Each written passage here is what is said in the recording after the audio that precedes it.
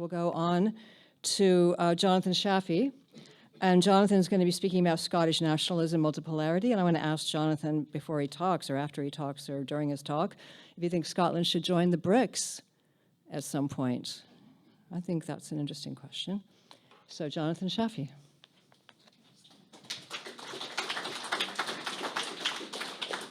Yeah, thanks. So I'm going to put forward a number of arguments here that may be controversial and that hopefully will inspire some debate and discussion. And this talk is going to be a kind of overview of some of the key coordinates about the changing world order, which I'm going to elaborate on in a newsletter which I published called Independence Captured. So there'll be longer notes that flesh out this talk that will be put out on Wednesday of this week. So if you just hit Independence Captured, you'll be able to sign up for free for that and get it straight into your inbox.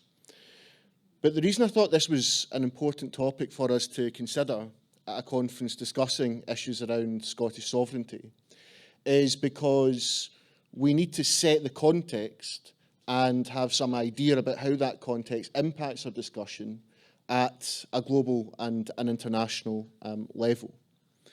And the conclusion that not just myself, but many others are coming towards now is that we are now in a period which is reflecting the end of American-led globalization. And that what we are witnessing is the greatest and the deepest restructuring of the world system since World War II. Now, this shift is fundamental. It is based not only on the decision-making of people like Donald Trump and so on, but is a reflection of underlying tectonic shifts in how the global economy functions. And simply put, the idea is that the United States can no longer be relied on as the default safe haven for global capital. And that as a result of this, capital quite organically is moving eastwards and southwards. That the ramifications of this are monumental for not just the structure of the world economy, but for the nature of our own societies, the nature of domestic politics as well. And I hope to try and outline and explain what I mean by that.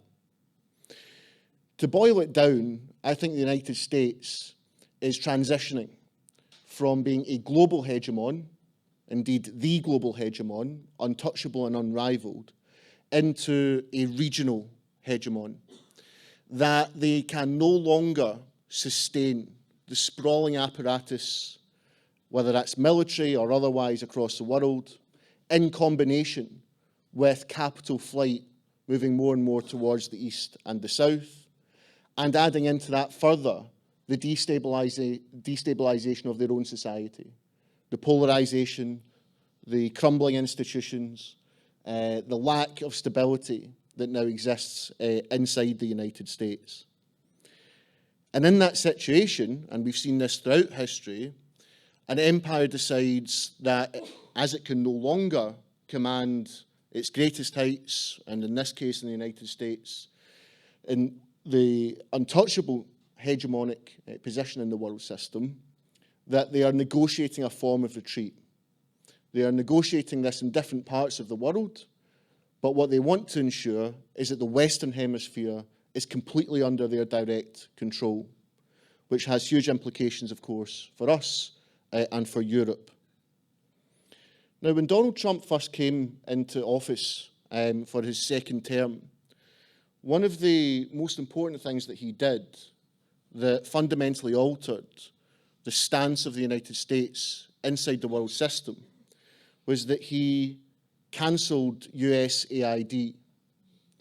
Now, most of the media, most of the press focused on what this meant for the channel of foreign aid, what it meant for various quote-unquote charitable and other altruistic outcomes when it comes to delivering aid in many different ways.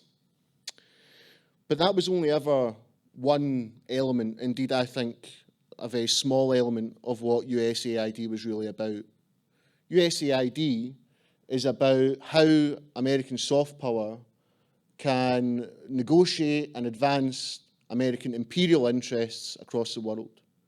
So, for example, it funded, backed, organised non-governmental organisations and other outlets in over 100 countries across the world. And it meant that without using military power, they could shape outcomes, open new markets, disrupt elections, conduct a policy that could extend and maintain American interests in the world system. Now, USAID wasn't just unfunded, it was closed down. And the important thing to note here is that this is an institution that's carefully crafted over many decades. It's not just a question of funding, it's a question of alliances, of relationships. All of these have now been uprooted as a result of Trump's policy. That, I think, is just one indication of the way in which the transition is taking place. Another way is through the tariff regime. Now, the tariffs are an interesting thing to think about because you can find interviews of Donald Trump going back several decades in which he will advocate for tariffs. So it may be unexpected that in his second term he pushes ahead with tariffs and he platforms them around this notion of Liberation Day. People might have heard of that. But there are really two prevailing ideas as to why the tariffs are being implemented. One is to address the trade deficit. Okay, that makes sense at one level. The other is that this is about reshoring American manufacturing. That what they want to do is to create a conditions for a revival of the American labour force through American manufacturing. But I kind of take issue with that second point because in order to do that, it's not just about tariffs, it's not just about compelling corporations and multinationals to reshore. It's about establishing the infrastructure to allow such a process to happen. The supply chains, the labour, all of the infrastructure required around that process. To do that at scale would take many, many years. And it would also entail a cultural shift in terms of how the American population think about their lives, think about work, think about their future. Think about the fact that they can no longer rely on cheap consumer goods, for example, because prices clearly rise if you're reshoring manufacturing. So instead, I think there's something else going on. I think that the tariffs are best looked at as almost like a carving knife. And what they're doing is carving multipolar grooves in the world system. Let me just give you one example. If you think about China and the tariffs on China, what is the actual outcome of those tariffs been? Well, it's to be honest, to have created the conditions for China to conduct more south-south facing trade. And by extension, more south-south facing political and economic organisation and coordination. So Vietnam, when hit by these tariffs, and this didn't happen with much fanfare, opted to join BRICS very recently. This is a huge deal because what it means is that Vietnam has gone from being a country which primarily exports to the United States to a country now with far more diversified economic corridors. And what this means is that BRICS has been strengthened by the tariffs. Now, that feels like quite a contradiction in a sense, because Donald Trump is standing up talking about some kind of American renaissance. In my opinion, though, this is cover or camouflage or displacement for a much wider process of restructuring in the world system, where we are moving from a unipolar order led by the United States to a multipolar order in which there are vying spheres or regions of influence within the world system. And the consequences of this are going to be absolutely massive and far-reaching. I want to just turn now, with that context set, to Europe. Because as I kind of said earlier, I think the United States, while it's negotiating a form of retrenchment, wants to ensure complete and totalizing control over its own hemisphere. And I think that means that Europe will come under that orbit in a much more direct way than before. I think there are various forms of destabilization being applied to Europe, which would normally be applied to countries in the global south. And I'll just give you one example just to help to illustrate this. If you think about the way in which important figures from the Trump administration seek to extend support towards radical right-wing and insurgent movements and parties in Europe and indeed in this country. People might remember Elon Musk speaking to a rally called by Tommy Robinson in London, where he really calls for civil conflict. For me, this is not much to do with ideological connivance of the international right. What they are looking for is for disruption. They are looking to weaken, to fragment, to make incoherent European societies in order that they can be softened up for control, for outsourcing, and for imperial domination. So when Donald Trump levels threats against Denmark and against Greenland, this is the kind of framework that those threats can be understood. Similarly, when he talks about Canada becoming a 51st state, this can't simply be reduced to Trump just saying something a bit mad. What they're looking for is tight economic integration, but economic integration that flows only in one direction, and that's towards the United States. Let me just illustrate that a bit further. EU exports to the United States this year cratered by over 20%. And at the same time, the United States is demanding that European economies apply a surge of spending on arms companies based in the United States. In other words, this is a one-way process of extraction from Europe to the United States, and it involves a rearmament of the American arms economy. Indeed, the German Chancellor, Merz, he said recently that it will be decided if Europe is independent as an economic power or if it is merely a pawn for Asia or America. It's interesting to note as well, just to reinforce the point, that Trump is reorientating the CIA. I don't know if people saw this earlier this year. The Trump administration offered a complete buyout of the CIA. Effectively, they offered everyone who works for the CIA voluntary redundancy.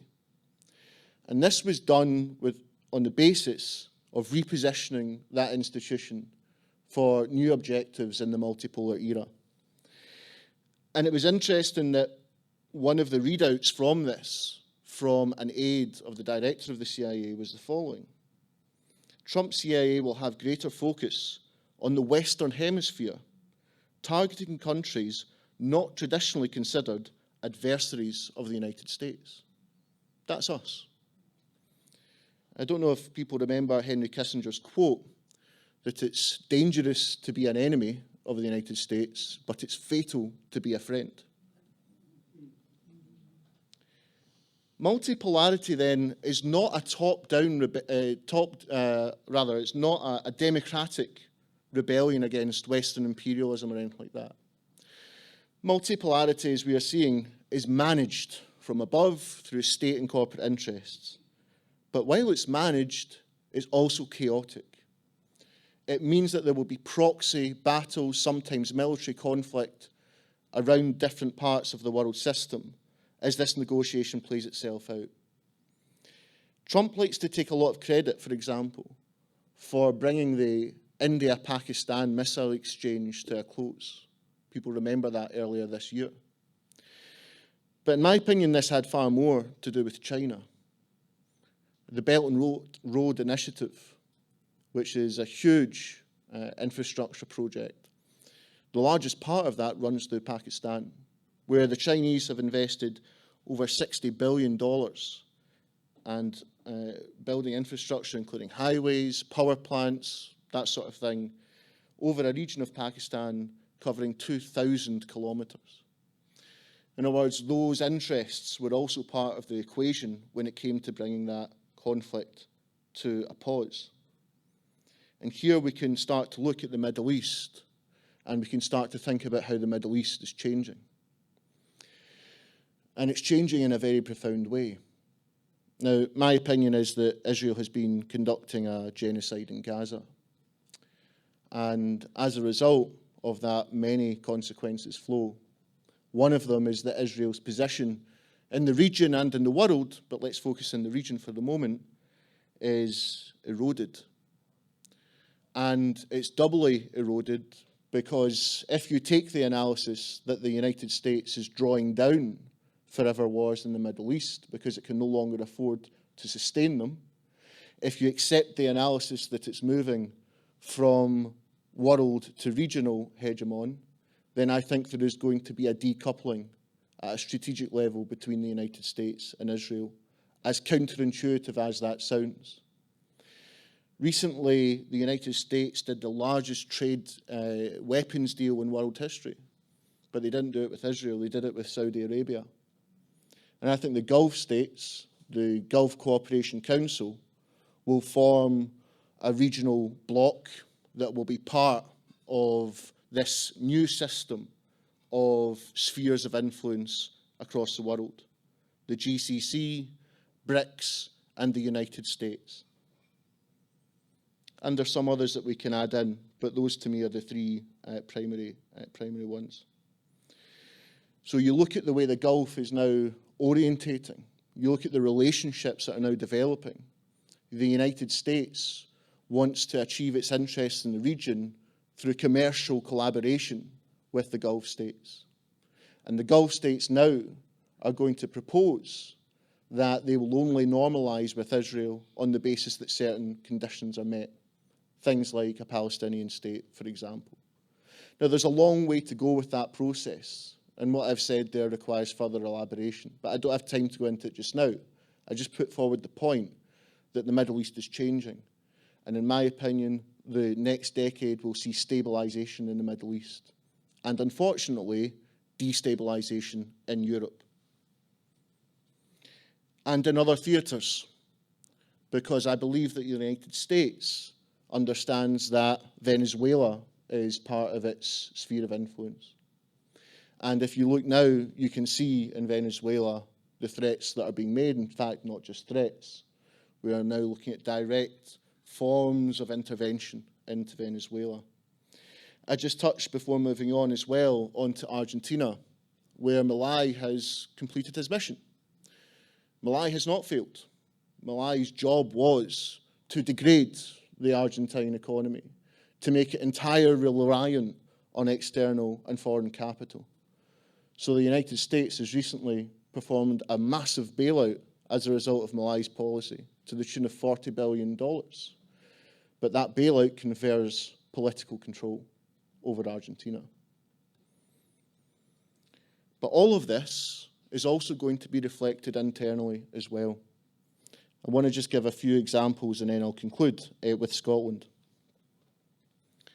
Look at what's happening in the United States.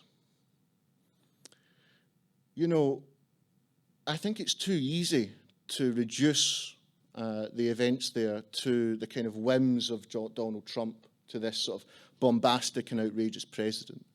I think there's something more strategic going on. I don't know if people saw recently, but something very unusual happened where the Trump administration compelled every single general in the American apparatus from right across the world to have an in-person meeting. Did anyone see this? They're all called to this meeting, and people are wondering, what's this going to be? Are they going to announce some kind of move towards some kind of war or something like this? And you should watch it if you haven't, because it's, apart from anything else, extremely bizarre. But one of the points that's made in it is that they are beginning to move to a situation in which they conceive of their own cities as training grounds. they are sending parts of their own military apparatus into what they refer to as conflict zones. And they are not talking about the Middle East. They are talking about Chicago. And I think we're going to see moves towards a kind of post-democratic settlement inside places like the United States. Growing authoritarianism in countries like our own as a result of this change that's taking place in the world system. The end of liberal globalization is going to have ramifications beyond our own understanding at the moment at a domestic level. And I think you can see this already come into play. Because there's going to be a degradation of living standards in the United States. Already it's cratering over the last 10, 15 years or so as a result of this change in the world system. And as a result of that, I believe that the establishment and the ruling class in the United States will come to rely more and more on authoritarian measures, repressive measures. And I think you're seeing that here in the UK as well. Look at the Palestine Action protesters, for example.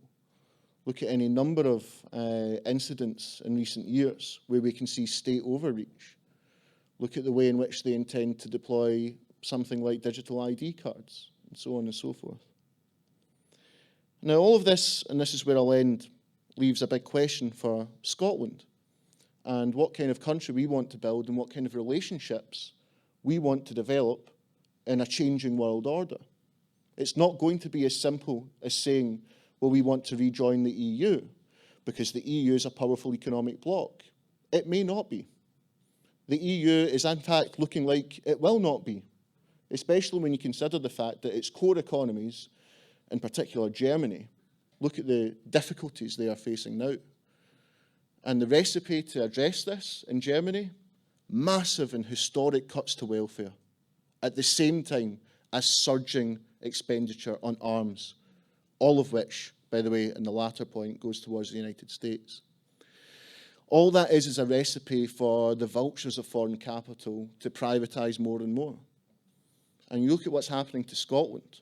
You look at, Cole talked about it earlier, others have talked about it today and no doubt yesterday, about the way all our assets are being sold off. That our industrial base is collapsing as a result of this. That foreign direct investment is not an investment, it's an extraction process where the investor must get more out than they put in. And yet we have some of the best resources that we possibly could wish for if we wanted to build something as an alternative to that, something more sustainable. So alliances are changing, threats are changing, the situation in Europe is altering, and the way in which Scottish independence is presented also must change to adapt to this new world situation. And I want to end, therefore, on a positive, because I agree that probably what I've said today is not so positive. Some of it is. I think there's a chance to remake the independence case in a much, much different way than we've seen before. Not just a chance, but really a duty. It's the only way that you can approach the question.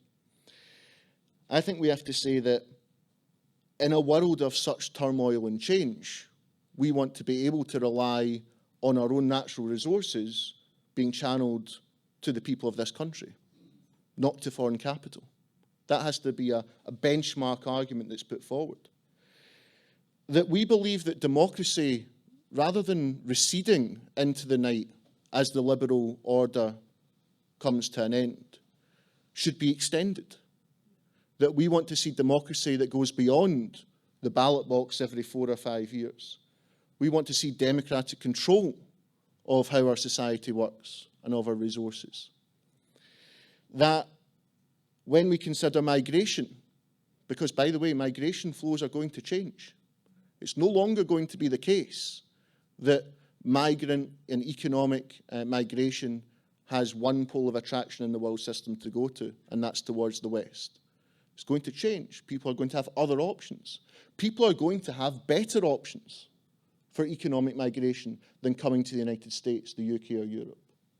So we want to be able to say that in Scotland, not only do we welcome people, but we understand we live in a world system in which our relationships with the world are going to be conducted in a different way.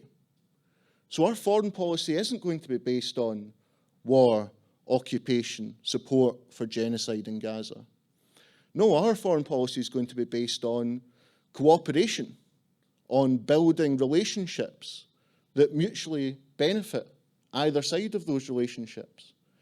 And in particular, we want to develop relationships with those in the global south who have been oppressed and economically subjugated as a result of the policies that dominated the period of globalization in which the US was unchallenged superpower. And lastly, that our relationship to the UK should only be decided by the people of Scotland. That as the UK and as the British state becomes more authoritarian, as the British ruling class becomes more reliant on the radical right in the form of people like Nigel Farage and Reform, that our notion about how we advance the interests of the working class, because in the end this is all about class, are far different. And that our example, our aspiration, is to channel working class interests through an analysis, through a framework that understands the rate of change, the depth of change, that instead says, instead of this change happening to us, we are going to grasp the opportunities that are now opening up alongside thinking carefully about the challenges. So I'll end it there.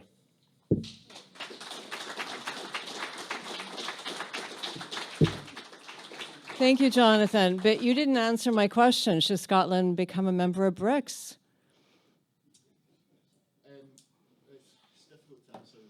We should consider it, maybe. Okay.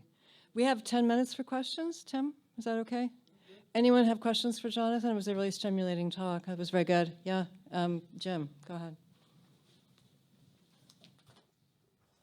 It's not really a question, but I concluded my presentation before lunch with a suggestion that a national pension fund would be far too big for our economy, just as the Norwegian oil fund is far too big for the Norwegian economy. And those excess funds could be used as a basis for building these relationships with partners in the South. Absolutely. Absolutely. And like, if we are able to build up our own funds, then of course that's the kind of process that we can be part of. But I suppose the reason for me putting out some of these ideas is just to kind of provoke a discussion about just how much the world system is changing. And, you know, we can't sort of say that in one breath, but not apply it to our thinking around Scotland, you know? So I agree, yeah. Yeah, here. Yeah. Oh, you had your hand up. A woman? Oh. Does a woman have her hand up? Yes, you. Right there. We need to hear from more women. There. Yeah. The advent of Trump and episodes like what you explained in Venezuela indicates to me that there's a breakdown in the worldwide economic and social order. Do you visualize the new focal points that you've mentioned creating their own internal international regulations? And what sort of relationship should there be between BRICS countries, America and its allies, and Europe? So, as much as I've tried to put forward this idea that multipolarity is being negotiated and managed from above, it's also a very chaotic process because competition doesn't disappear. Competition is going to intensify between these various spheres of influence. And that competition will express itself in many ways. Sometimes it will be economic, but also it may be military through various proxy wars and so on. And I think somewhere like Venezuela is a good thing to talk about because, you know, what's happening with the threats that the United States are making towards Venezuela, not just the threats, some of the actions that have taken place there, That's not taking place in a vacuum. Right? That's not just taking place because they kind of wake up one day and think this is what they want to do. It's because they want to shore up their own part of the world system as part of this attempt to negotiate a retrenchment, because they can no longer afford the kind of sprawling apparatus which has maintained American hegemony in the world system. And just lastly, it has to be said that a big part of the reason for this is because the wars that they have fought in Iraq, Afghanistan, Libya and elsewhere have been complete disasters, but disasters on their own terms. I mean, the amount of money that's been cost, the outcomes have not been to the advantage of the United States. And this is why I say in the Middle East they're changing strategy. They're looking for commercial collaboration to assert their interests in the region, having been unable to do so through permanent empire wars and occupation and so on. And that's why I think the relationship with Israel changes over time, if that makes sense. I hope you're right about that, because I'm anticipating an attack on Iran. And I don't think you can discount the degree to which banking interests are driving Venezuela. Yeah. Yep. Okay. Can I just interrupt for a second? Yeah, sure. Just two quick things. Somebody lost their inhaler. It's found in the foyer. No. And the other thing, just before we continue, Andy Anderson wants to just let you know that he's giving away his publications. So if you're interested in any of his books, whatever, just go and see his booth. So. Sorry, yes, right here in front. She's bringing a microphone. I agreed wholeheartedly with your comments about immigration and welcoming immigrants. I just wanted to make a comment on that because I suspect that sometime in the not too distant future, there is going to be massive more there's going to be a tipping point in the climate emergency, which will make certain areas of the globe uninhabitable. And the populations from those areas will come flooding, mainly north, some will go south, but mainly to the north.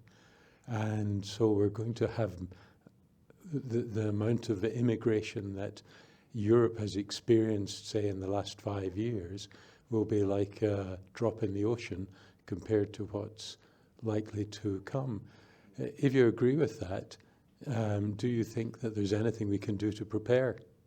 See, I would have agreed with that up until fairly recently, right? So my only evolution of thinking, right, and by the way, this isn't, a finalised form, right? This is just an idea. I think actually that migration and the conversation around it's going to change over the next 2 decades, because the push factors that are being applied in the West are going to overwhelm the pull factors, and vice versa in other parts of the world system. So I think migration on the basis of economic migration is going to be looking far more towards Asia, more towards the Gulf and other parts of the world system other than ourselves. I also think when it comes to climate change that while it is the kind of prevailing idea that flows of people will move from the global south to the global north, it's also potentially the case that the global south, in some ways, while they're going to face arguably more difficult challenges with climate change, I think that their processes and systems of adaptability are far more advanced than ours. So their ability to conduct local food production, their ability to conceive of the climate challenge in a much more localised, much more sovereign way than, for example, in the global north.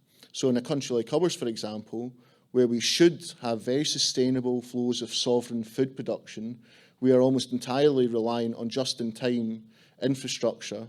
By the way, that's going to be hit by climate change.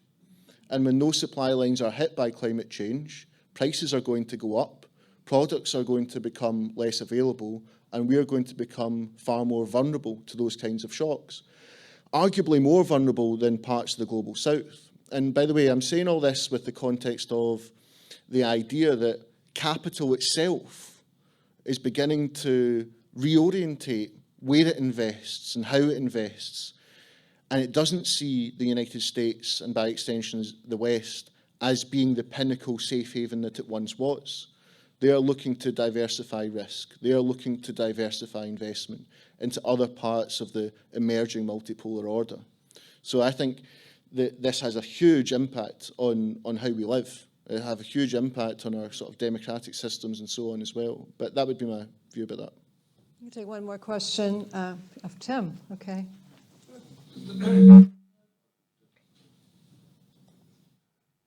Just a question about the United States, which would be entirely speculative, but do you think it's possible that it might break up and, for example, California and the West Coast might decide they've had enough and go off on their own, and the East Coast get fed up, and so it splits effectively into the East, West and Middle? I mean, I think, look, judgments like that are obviously difficult to be certain about, but one thing that I would be certain about is the degree and rate of internal fragmentation is going to escalate and intensify.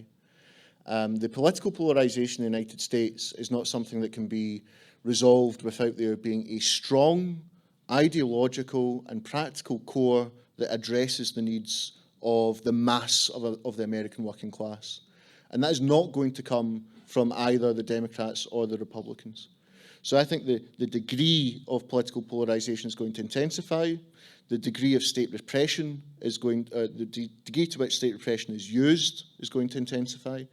And political violence is not sort of new to the United States, right? We know this, right? But it does surely raise a lot of alarm bells that the way in which political violence is digested, is metabolized today, I think is extremely dangerous. I mean, there were 2 elected Democrats shot in their own home recently. I mean, not to mention all the other high-profile cases, right? So I think you have a very, very unstable society there, unstable at the bottom and unstable at the top. And it seems to me that you'll see this is not a sort of controversial thing to say, right? I mean, this is something that you can find on most mainstream podcasts and outlets about, what's happening in the United States. However, once you begin to register what the actual consequences of that are for the people of the United States, but also for the global system, then I think it takes the conversation to a whole new level. And one of the reasons we don't get to that part of the conversation is because it's ideologically shattering for Western liberalism. In the same way, and possibly to the same extent as the collapse of the Soviet Union was for adherents of that system. I think that we are in that territory, that we are moving into a completely new configuration of world politics, and as an extension of domestic politics and national politics as well. Great. Well, on that note, I'm still an American. I have a passport, just in case I have to get out of here quickly, But I'm not sure I'll be going from the frying pan into the fire, perhaps. So, but thank you very much, Jonathan. That was fairly interesting. Can we get a copy of your talk anywhere? I mean, it was so good. I'll just say, so these ideas are going to be more detailed in the form of an article released on Wednesday. Just hit Independence Captured into Google, sign up for the email list, and you'll get it sent to you. Thank you very much. Yeah. Yeah.